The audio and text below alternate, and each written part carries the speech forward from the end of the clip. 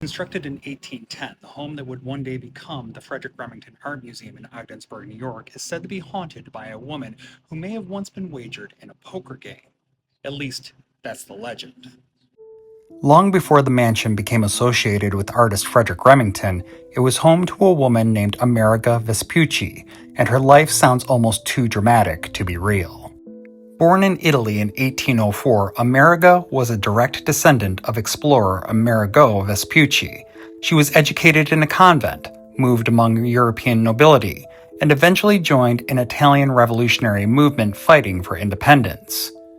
According to accounts, she disguised herself as a man, took up arms, was wounded in battle, and refused to betray her fellow revolutionaries even after years of imprisonment.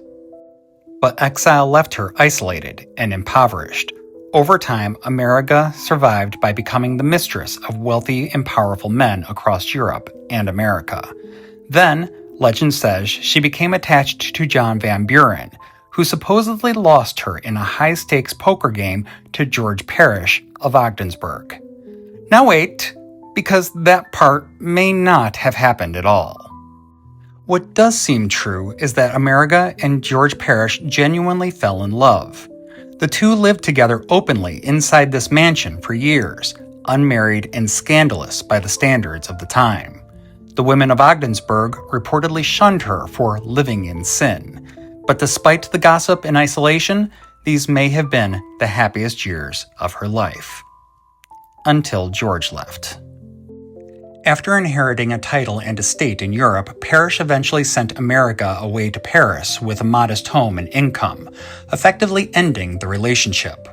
According to accounts, the betrayal devastated her, and that may be why some people believe she never truly left this house behind. Museum employees have reported hearing a woman's voice in empty rooms, sudden cold spots, and the unsettling feeling of being watched while alone inside the mansion. Visitors have also claimed to encounter the apparition of a dark-haired woman wandering the halls.